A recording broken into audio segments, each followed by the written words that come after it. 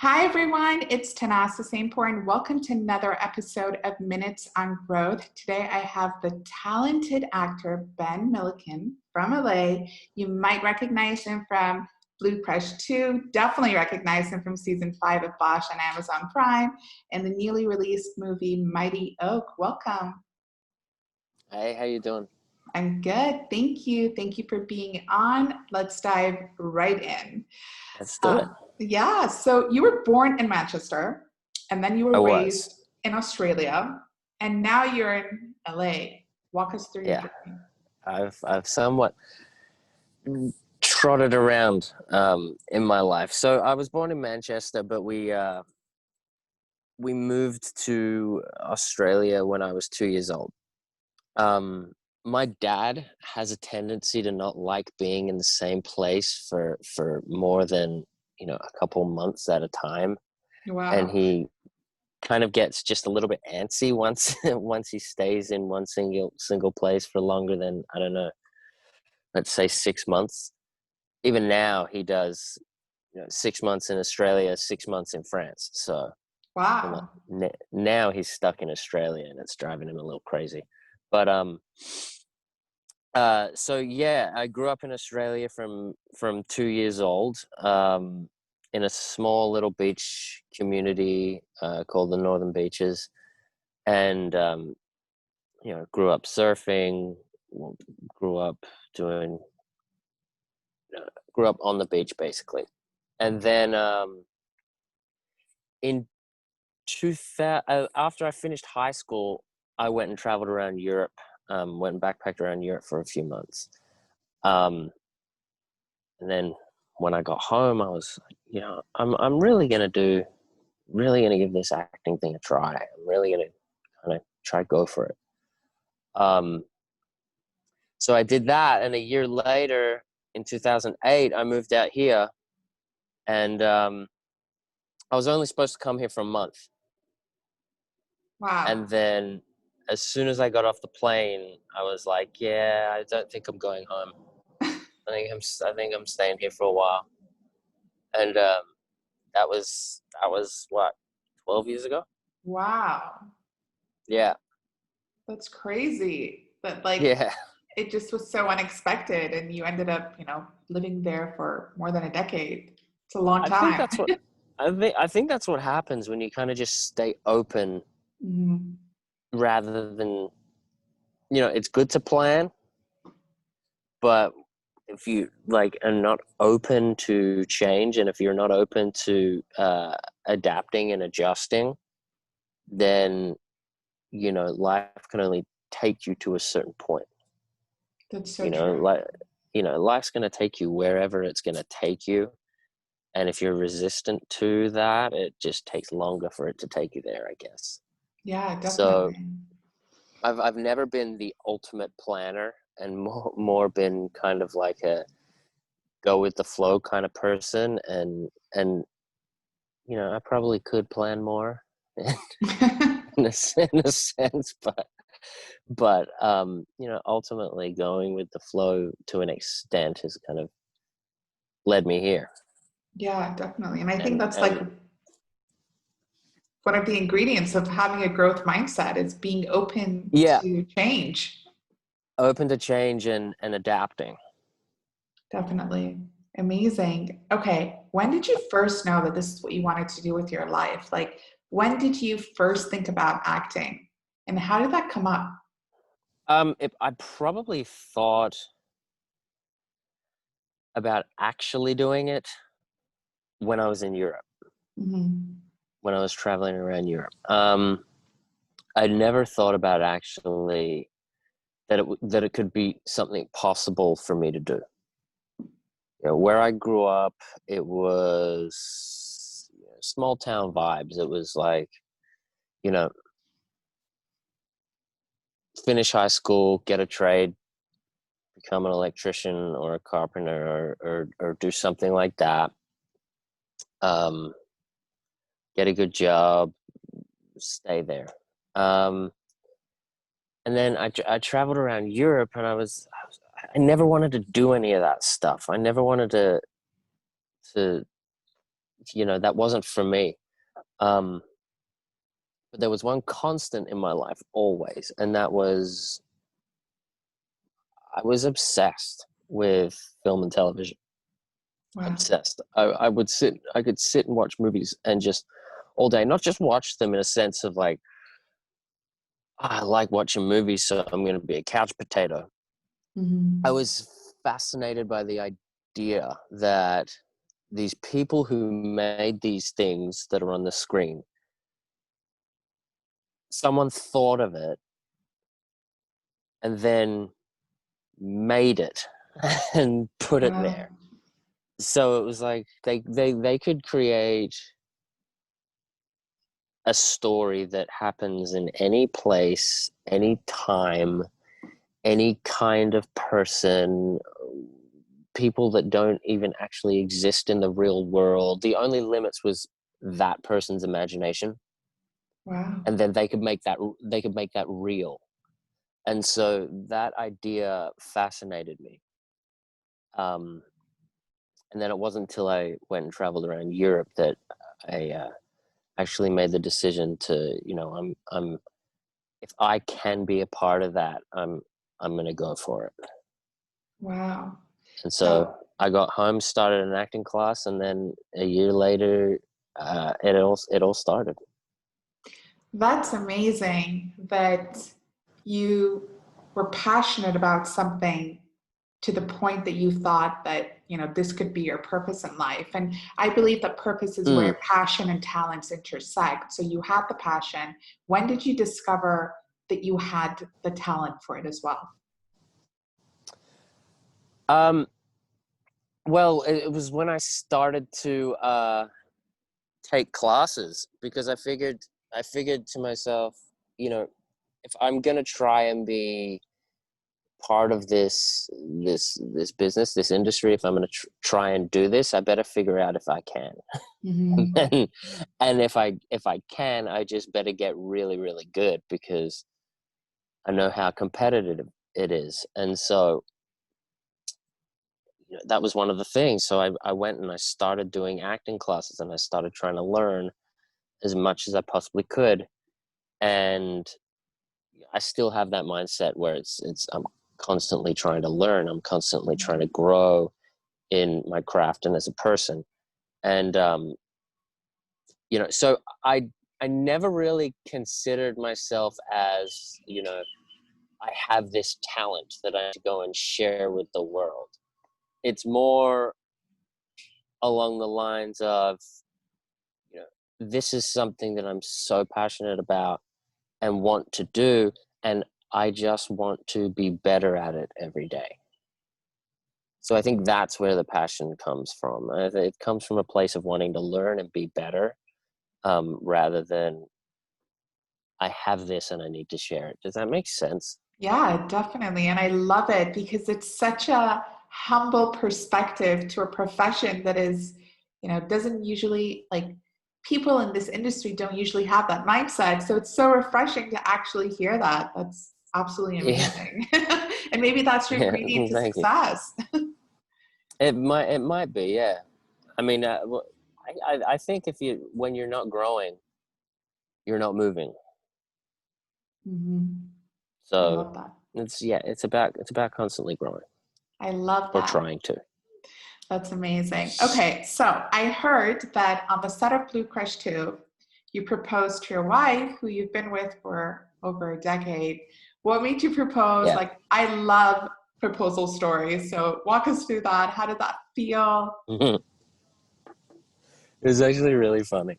Um, so she came out to visit me on the set. Um, Halfway through shooting, we were in South Africa for 3 months, and we were staying in this really remote area of it's a part of the coastline that they called the Wild Coast, and there's nothing around. And we were staying in this hotel, and I had the day off the next day, so I strategically planned this whole thing. I didn't have a ring though, because Wow. I was just like, I had kind of given her like a ring before I left to be like, when I get back, we're going to do this kind of thing. But then she came out to visit halfway through, because 3 months is just too long. And I said, let's go for a walk. She's like, where are we going to go for a walk? No, we'll just go for a walk around the resort and, this, that, and the other. And then so we're walking along. I found this perfect little area next to this little lake kind of thing, and we're just talking, and so then I said, "Oh, hold on a second," and I get down on one knee, and she looks at me. She says, "Babe, get up! You're gonna get your pants all dirty." I'm like, "Excuse, I'm trying to propose to you right now." Yes. So she had So no idea.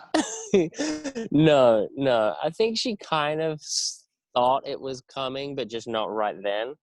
And then, I asked her if she will marry me, and she said yes.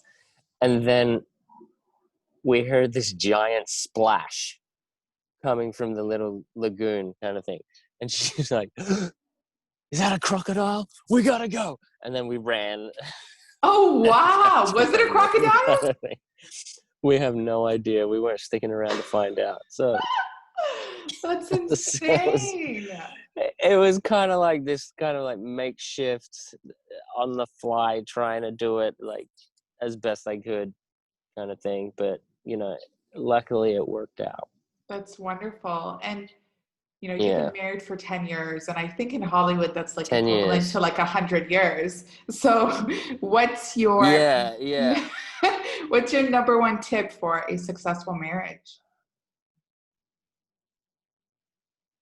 Don't be a dick. Um, you probably can't say that. I would say, just be adaptable,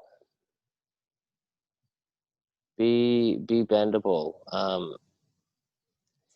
you know, and accepting that nobody's perfect and allowing for that. You know, it's a marriage is a perfect union between two imperfect people. I love that. So if there's this expectation on the other person to be perfect, then both of you are always going to be disappointed. True. Um, so, so I think that, you know, the most important thing is to A, make a commitment between each other to grow together all the time, and B, always be adaptable and bendable. I love that. Those are such valuable tips. Thank you for sharing. And I think with the adaptable, it kind of ties into my next question because, you play the character that you played in season 5 of Bosch is so different than the character that you played in Mighty Oak and the people that you were playing with. I mean, Mighty Oak had a much younger castmates. So how was that? Like, how do you transition from such different roles and like, how do you prepare for these roles? Um, I think with Bosch, it was a lot of it has to do with the environment as well. Um, as when you're acting in something, it's your job to interpret what's on the page and bring the elements of yourself and make that truthful and all of that stuff. But it also comes with the environment. I mean, when you show up on the set, the environment is created, the feeling is there. Um, and it also goes with where you're currently at. I have this belief that has kind of been ruminating more and more and more and lately, and I feel like it's, for me, the roles that I've been so fortunate to play have kind of come around at a certain point in my life where it's kind of where I was at. Wow. So not saying, when I was playing Carter in Bosch, where I was at was an opioid dealer. I wasn't there. but I was kind of looking at exploring those kinds of roles because they are fun. The film I had done prior to that, I was playing a bootlegger, so in the 1940s. So those are kind of, I was enjoying those kinds of roles. But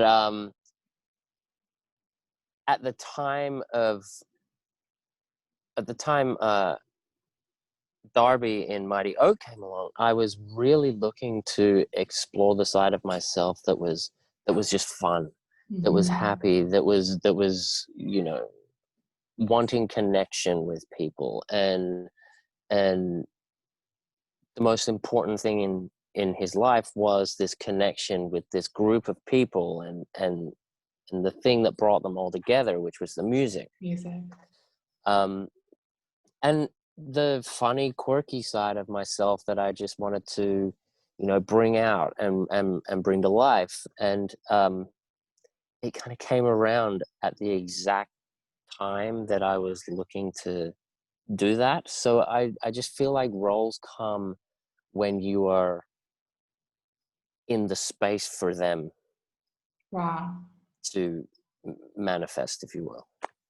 Wow, that's so profoundly deep and beautiful, and it reminds me of something that Elizabeth Gilbert in Big Magic wrote, and she was like, when creativity knocks on your door, it's for you. Like that type of creative project is meant for you. Otherwise, it wouldn't come to you. Yeah, And it's our job to exactly. honor that. Exactly. Exactly. I really believe that. That's amazing. That's amazing. Okay, last question. Okay. What advice would you give your younger self, knowing what you know today? Oh my gosh, I would sit him down and just give him a very, very firm talking to. Um, I would, my younger self, I suppose I would give, let's say I'm giving the 22-year-old self that first moved out here some advice. Um, it would be, don't be scared of who you are. Um, always own who you are. Um, Not to say that you're scared of who you are because you feel like it's bad, but because you're more than enough. And so don't be afraid to own your more than enoughness. Don't feel like you have to apologize for being you. Because I Wow. went through a lot of that. I used to have a mentality that was like, thank you for allowing me to be here. But now I have this, well, no, I worked hard to be here. So this is why I'm here, and I'm here on the same level as you, and I'm here to collaborate with you rather than, you know, being uh allowed to be here, if that makes sense. No, definitely. So, It's more of like an ownership of who you are. mhm, like being more confident in your own self, in your own skin, in your own Yeah, potential.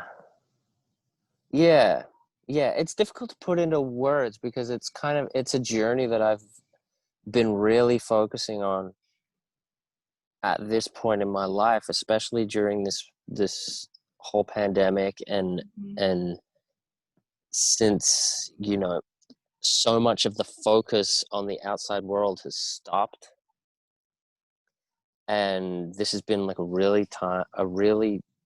this has been a time to really reflect inward and Mhm. to establish what kind of priorities are there and what's truly important in life.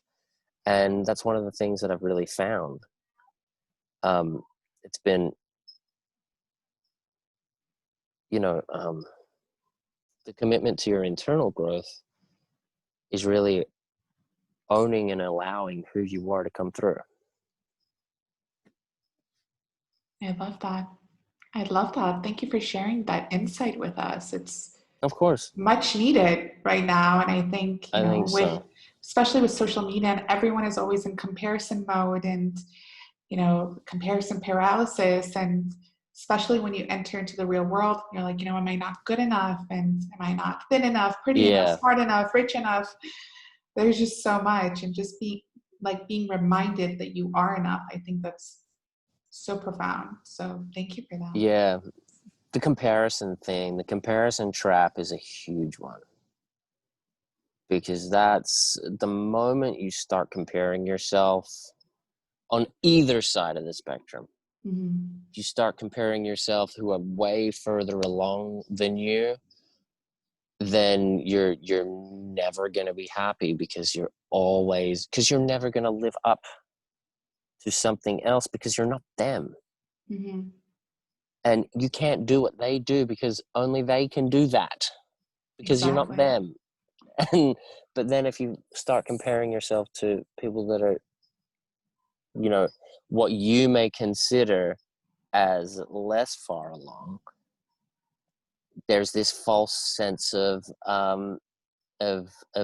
this false sense of ego that I'm better than someone, when you don't know their journey. Exactly. They might be exactly where they are and much further along with you. It's just your interpretation of where somebody is and your definition of what success is. So you can only run your own race. I love that. Thank you so much for all the wisdom that you've shared. I did not think our conversation would go this deep, but I'm so glad it went, because I think everyone is going to get to see a whole different side to you. And it's just so wonderful to actually see that side. Oh, awesome. Well, thank you. Thank you. Thank you so much, everyone, for listening. And thank you, Ben, for being on. Thank you for having me. This was fun.